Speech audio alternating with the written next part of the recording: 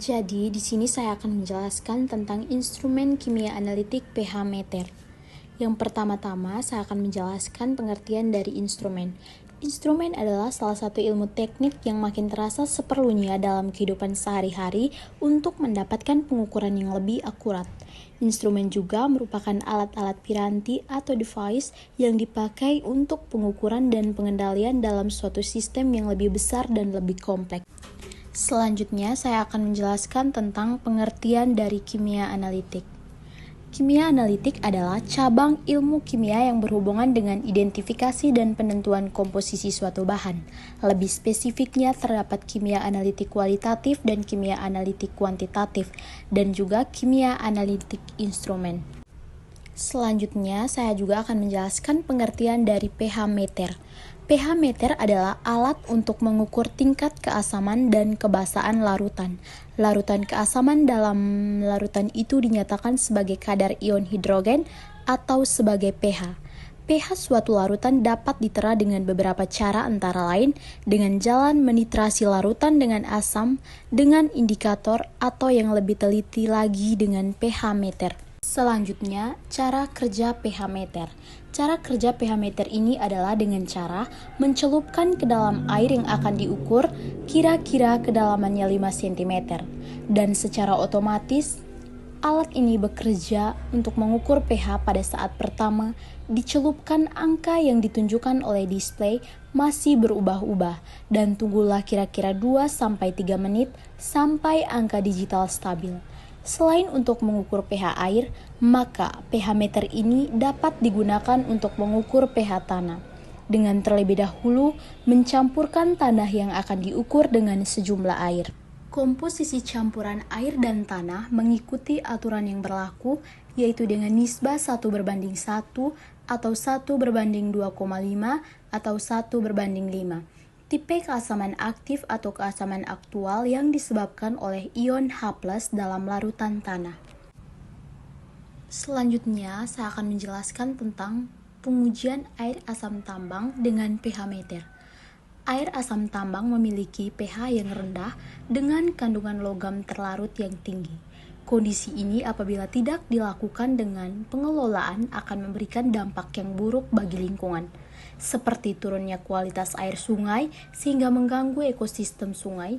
Terutama untuk itu perlu dilakukan penetralan pH air asam tambang dengan memanfaatkan cara pengelolaan pasif, yaitu saluran kapur terbuka atau batu kapur open limestone channel, dengan memodifikasi melalui penambahan beberapa bahan yang dianggap mampu menetralkan pH.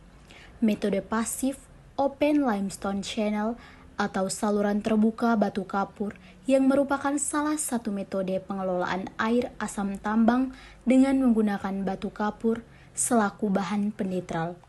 Batu kapur yang ditumpuk di saluran akan terlarut oleh air asam tambang serta membawa alkalinitas yang berguna untuk meningkatkan nilai pH air. Seperti gambar di samping, terdapat 2 gambar. Gambar pertama yaitu gambar baku mutu air limbah pada pertambangan batu bara. Yang kedua ialah ilustrasi limestone. Pada pengujian ini yang akan dilakukan ialah 3 kali uji coba dengan menggunakan treatment dengan kombinasi bahan uji yang telah direncanakan. Yang pertama ialah fly ash, pasir silika, batu kapur, dan juga batu zeolit. Dalam hal ini disebut kombinasi A0, A1, dan A2. Pada saluran atau alat uji akan diposisikan pada kemiringan derajat yang ditunjukkan untuk memaksimalkan kontak bahan uji melalui pengendalian kecepatan aliran air. Pada setiap kompartemen akan dilakukan pengambilan sampel untuk diukur nilai pH-nya. Seperti gambar di samping, yaitu skema pengujian. Setelah itu terdapat pengukuran nilai pH air asam tambang seperti pada gambar tersebut, serta pengujian penetralan pH air asam tambang, dan juga sampel hasil pengujian seperti pada gambar tersebut terdapat botol sampel, dan juga setelah semuanya selesai akan merekap hasil pengukuran nilai pH. Setelah melakukan rekap hasil pengukuran nilai pH seperti pada gambar yang tadi, kita juga akan melakukan hasil analisis efisiensi peningkatan nilai pH seperti pada gambar tersebut. Dalam tabel tersebut terdapat kombinasi hasil pengukuran pH awal, hasil pengukuran pH akhir, dan juga efisiensi peningkatan pH. pH meternya berapa, kertas lakmus, pH meter, kertas lakmus, beruji coba, dan juga rata-rata terdapat pada hasil analisis efisiensi peningkatan nilai pH tersebut. Dan yang terakhir adalah kesimpulan dari materi yang sudah saya paparkan tersebut, yaitu akan menjelaskan kembali mengenai pengertian dari instrumen yang merupakan salah satu ilmu teknik yang makin terasa keperluannya dalam kehidupan sehari-hari untuk mendapatkan nilai pengukuran yang lebih akurat. Kimia analitik adalah cabang ilmu kimia yang berhubungan dengan identifikasi dan penentuan komposisi suatu bahan.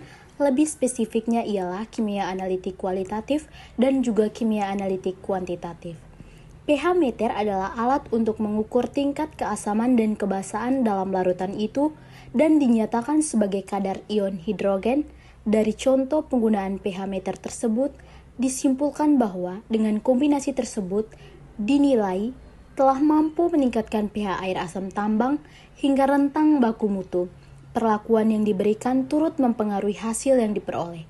Setelah itu, beberapa faktor lain penyebab penurunan pH diduga karena ikatan kimia senyawa gipsum, pengaruh konsentrasi karbon dioksida yang mengganggu efisiensi penetralan bahan biji. Dalam penjelasan sebelumnya, terdapat suatu contoh atau pembahasan mengenai cara menangani air asam tambang menggunakan pH meter. Sekian presentasi dari saya. Siang-siang pergi ke kota, jangan lupa beli alpukat. Cukup sekian presentasi saya, semoga bisa bermanfaat.